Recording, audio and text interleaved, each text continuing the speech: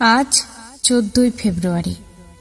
চারিদিকে যখন লাল গোলাপ আর ভালোবাসার উৎসব, তখন একবার বুক পেতে দেওয়া সেই বীরদের কথা ভেবে দেখুন তো।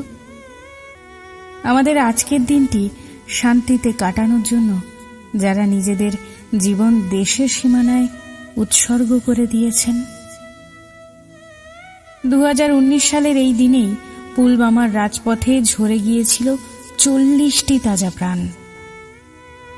কিন্তু শুধু পুলওয়ামা কেন, সিয়াচিনের হাড় কাঁপানো ঠান্ডা থেকে রাজস্থানের তপ্ত মরুভূমি, প্রতিটি মুহূর্তে আমাদের দেশের জওয়ানরা নিজেদের রক্ত দিয়ে আগলে রাখছেন এই ভারতবর্ষকে।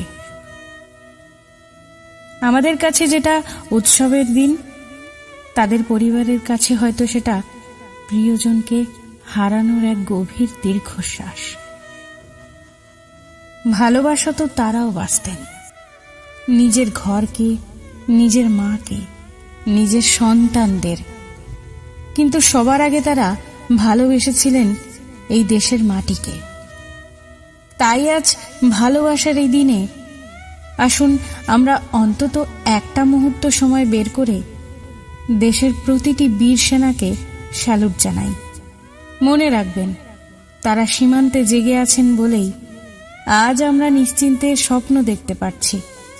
উৎসব হোক, কিন্তু বীরেদের বলিদান যেন আমরা ভুলে না যাই। বিনম্র শ্রদ্ধা জানাই ভারতের প্রত্যেকটি বীর জওয়ানকে।